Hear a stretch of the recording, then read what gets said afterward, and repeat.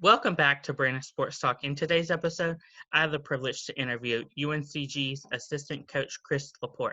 How are you doing today? Great, Brandon. Happy to be here. Thanks for having me. Can you tell me about your coaching experience and where you got started at? Yeah, sure. So I got my feet wet in coaching early on. As a high school player, I was always the captain of my teams, but never got really seriously recruited to play college ball at the next level. So anytime there was a little uh, travel team or a little AAU team in the area, my coaches would recommend me to help them coach those teams. And so I was coaching, middle school players as a high school player. And then when I went to college, I started coaching high school players. And I just kind of fell in love with it. And so my first real coaching job was a high school freshman coach. And I was coaching the freshmen, I was coaching the JV, and I was helping with the varsity. This was in Nashville, Tennessee. And I was going to school at Belmont, and I found out about the manager program there, and had an opportunity to work with those guys at Belmont for a couple years. And with Coach Bird, we had a couple really good teams that went to the NCAA tournament. And that was my first exposure to college basketball. I was kind of spoiled looking back at it now, having it so good early on. And from there, I got on with Coach Miller at UNCG back in 2014. Hard to believe it's been 6 seasons that he's been putting up with me there. But I started out as a graduate assistant, and I've had just about every role in the program since. I was special assistant to the head coach for a little while. I was director of basketball operations for a little while, and have been in this assistant coach role now for a little while. So that's kind of my background in a nutshell and how I got started. But it's always been a passion of mine to help young players develop and to surround myself with people who are super driven. And basketball is competitive. It's competition. And that's something we really we evaluate in players, and we talk about with our current players at UNCG all the time. That's so cool. How did you know that you wanted to coach at UNCG? Really, when I sat down with Coach Miller for our interview, I knew of the program being at Belmont. We were in the OVC at the time, and the SoCon was kind of like a conference that we would stack up against. And so I had some familiarity with the program, but Coach Miller was so new.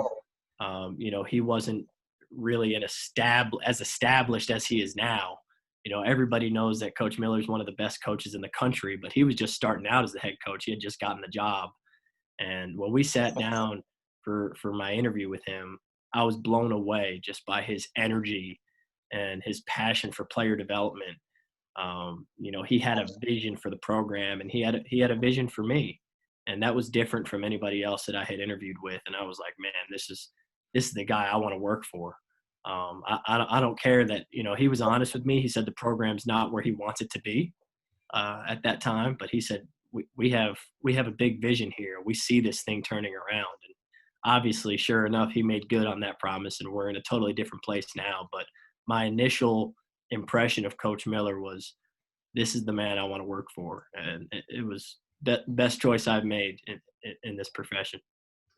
Can you talk about the 2017 season at UNCG? Yeah, sure. So there's a little bit of a backstory to that. You're referring to the team that went to the NCAA tournament Yes. and played Gonzaga to the wire in the first round there. The year before that, we lost to East Tennessee State in our conference championship game. We were down 2, and Francis Alonso, the best player to ever put on a UNCG jersey, made over 400 threes, scored over 2,000 points, had a pretty clean look at a 3 that would have sent us to the NCAA tournament at the buzzer, and it went in and out. And so going into the 17-18 season, we had this thing like, we're not coming up short this time. Like, guys, we're going to go cut down nets, and we're going to get to the NCAA tournament. Like, this is the year we're getting over the hump. And to get so close and not get there just fueled those guys who came back for the 17-18 year. And, we were able to add a piece, Isaiah Miller, to that group as a freshman, and he made us different on offense and gave us energy on defense. And Francis Alonso had a career year, and guys like Marvin Smith and Jordy Kuiper, just their leadership and their determination to go cut down nets made it a special team and a special year that we talk about with our guys all the time. That's so cool. Can you talk about the 2018 season when you beat NC State and Georgetown in the same year? Yeah, sure. So the game down in Raleigh, there's actually a really good fan base rivalry right now with UNCG and NC State. The last two times we played have been really good games. We beat them down at their place in Raleigh the year that we went to the NCAA tournament. Francis Alonso had a big game. We had a walk-on Garrett Collins check into that game and bang 2 threes in the second half that totally changed the momentum of the game, which was incredible. And then they came to our place this past season, and Isaiah Miller lays one in with 3 seconds to go to tie the game, and we think we're going to overtime. They inbound it and throw up a 70-footer and swish it at the buzzer to beat us.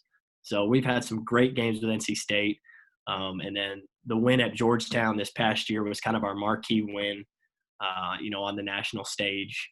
And that was special. I grew up in New York, so obviously rooting for the Knicks. It was cool to shake Patrick Ewing's hand before the game, but it was really special for our guys. I think in that moment they knew we can. This could possibly be a championship team. We could beat anybody. To walk in there over Thanksgiving break and beat Georgetown was definitely a special moment for our program. That's so amazing. What are some things that you are looking for high school athletes moving on to the next level for your program at UNCG? Yeah, sure. I always start by saying that talent is a non-negotiable. We're not going to recruit bad players. And so when I talk about some of the other things that we look for, you have to know that they've got to fit us from a physical standpoint, from a talent standpoint, from an athleticism standpoint. Those are the non-negotiables. And, for us, we like guys who are long. We like guys who are athletic. We press every made basket and dead ball, so we need guys who can cover ground and who can make plays on the ball defensively. But on offense, we like to recruit individuals. We don't like to have a full team of guys that are drivers or a full team of guys that are shooters. We like to have certain guys who are skill guys, certain guys who are athletes, certain guys who are specialty. And so from a talent standpoint, those are things we're looking at. Do they fit us? What's our need in this class? Do we need a specialty guy? Do we need an athlete? Do we need a skill guy? Do we need shooting? And so once we have that match from a talent standpoint, then we dig a little deeper. Do they love the gym? Does their high school coach say, man, I got to wake up at 6 a.m. to let him in the gym every day? Or are they saying, he's not shooting great because he just doesn't work at it? Like that for us, if you don't love the gym, we're not going to recruit you because we're crazy about player development. And so that's a box we got to check there. What kind of teammate are you? When we come watch you play live, are you the loud one on defense? Are you in the big moments, slapping guys 5 or slapping guys on the butts, in a tough moment? What leadership qualities are you bringing to your team? We really look at communication because walking through the door, we think that's one of the toughest things for freshmen to learn is how important communication is. If they're communicating in high school, that's a skill that stands out. And lastly, competitiveness, winning. We don't like to recruit guys who were on a team that went 8-23 last year. If you played in a state championship game, that sticks out to us. If during your high school career you won 2 AAU championships and went to 3 state tournaments, that's something that stands out to us. So we do really evaluate competitiveness and winning as well. And then there's obviously the academic component and there's more and more layers as you get into it, but that's kind of the nuts and bolts. I know with the whole coronavirus, how hard is it right now with the recruiting? I think overall people are gonna say it's harder, it's different, but we as a staff, we've just tried to think about it like, hey, everybody's on the same playing field right now. Um, Nobody's able to go out and evaluate. Nobody's watching games. Nobody's watching workouts. Like, let's have fun with this. Let's make the best of this. And so we totally revamped our recruiting presentation and made it specific for Zoom calls like you and I are doing right now. And we've kind of had fun with putting that together and kind of making that our platform right now. We're unofficial visits through Zoom is kind of what we're doing from a recruiting standpoint in terms of our whole staff getting on a call with our priority prospects. And obviously, you're still able to burn up the phone lines. You can still call and text all day, but that's the main platform right now is Zoom. And how can we be different? So that's kind of our approach going into any recruiting battle. How can we be different? And so we're working at that every day and trying to make the best of it. But man, it will be nice when we can go back out and watch AAU or high school ball. In the future, when the whole coronavirus ends, do y'all see your program still using Zoom along with maybe going out to watch an AAU game? Yeah, man, I wish I would have bought stock in Zoom. I wish I would have came up with the idea myself. But yeah, I do think we're gonna continue to do Zoom stuff. It just makes sense.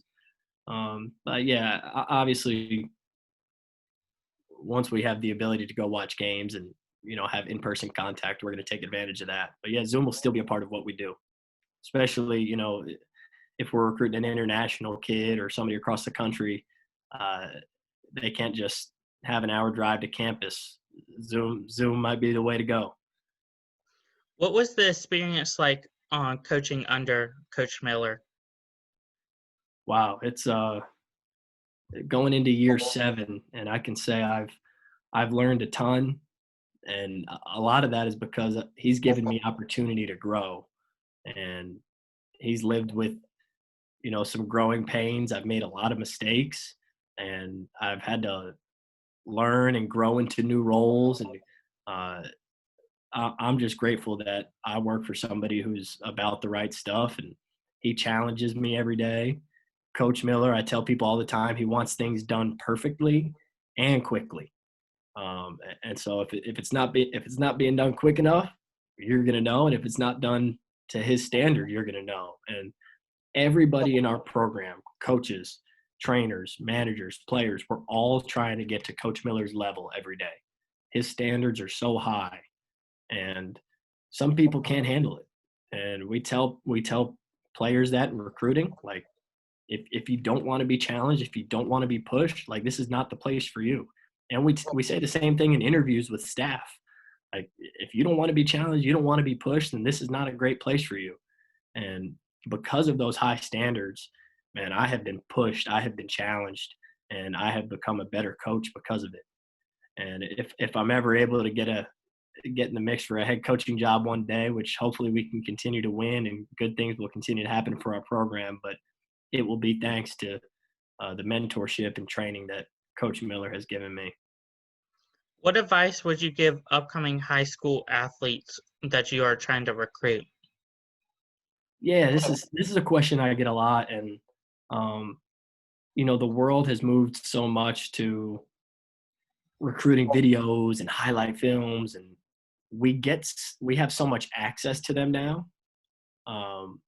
I don't think there's necessarily like a right way to get your information out there. Like, if your AAU coach sends it out, or your high school coach sends it out, or you send it out, like, that doesn't really matter to us as long as we have the information. And it's so easy to get now. But my main thing with high school players is everybody has a trainer. Everybody's working on their game. Everybody's putting extra time and extra hours in to work on their skills and improve. And that's great. Like, we're not going to recruit a kid who's not doing those things, but we also are seeing that kids aren't playing a whole lot. And so they'll walk into our program and maybe don't know how to set a down screen, or maybe don't know how to use a down screen, or the footwork on how to set a back screen or how to use a back screen. And so the team concepts are something that we talk about a lot with kids we're recruiting, making sure that they're playing 5-on-5, 3-on-3, 2-on-2, 1-on-1. And we do a lot of that in practice and in summer workouts, because it's kind of the basketball skill development has shifted so much to 1-on-0 or 2-on-0, where it's just you and a trainer, or you, your buddy, and a trainer. But playing live basketball is so important to improving as well. That's something we talk about a lot. How has the social media aspect when it comes to recruiting hurt or helped recruiting? I think for the most part it's helped. I mean, it's just so easy to get your hands on information. We obviously, from an offer standpoint, you offer somebody within 30 seconds, it's out and everybody can see it. I think that's, it's fun for the kids, and, to broadcast the opportunities that they have and whatnot. Obviously, if you're tweeting out your 60th offer, it might lose a little flavor, but I think early on in the process, they get a lot of joy out of that. And, I think that's great. Shoot, if I had offers coming out of high school, I'd have been pumped to post that stuff.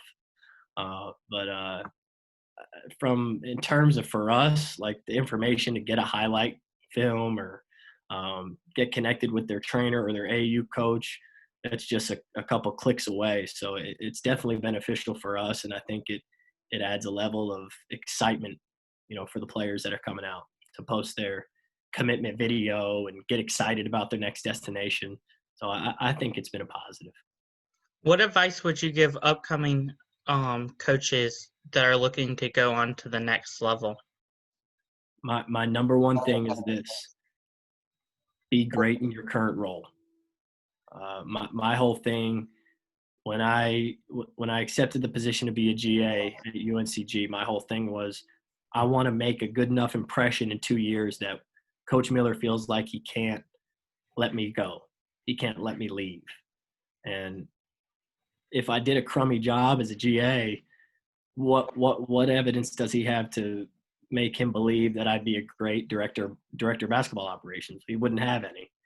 So I got to be a great GA so that he thinks, well, this position opens up, I think he'll do great in that role. And, when I'm director of basketball operations, if I'm not very good at that, what's going to make him think that I'd be a very good assistant coach? Wouldn't have any evidence. So I better crush my job as director of basketball operations so that when that assistant coach job opens up, he thinks, well, he's crushed this job, why won't he crush the next one? And I think a lot of times we can get stuck when we're, in those administrative roles of thinking, man, I can't recruit, or I can't get on the floor, or it's just the wrong way to think about it. Be great in your current role, and that stuff's not going to matter. You're great in your current role, they're going to think you're going to be great in your next role. And that's the challenge to myself now. If I'm not a great assistant coach every day, my athletic director, my head coach, like what evidence do they have to believe that I'd be a great head coach? Current players, I've got to make an impression every day that I'm a great assistant coach, or else that opportunity might never come my way. Where can my myself as well? Where can my listeners find you at on social media? Yeah, sure. Anybody who wants to follow up, I'm always try to make myself available via email, text, social media. My Twitter handle is at CL, my initials, _UNCG. And my email is chris.lapore@uncg.edu. Please follow up. Would be happy to talk to any listeners that, are ambitious to get into coaching, or, question about the current role that they're in. We'll be happy to talk to anybody.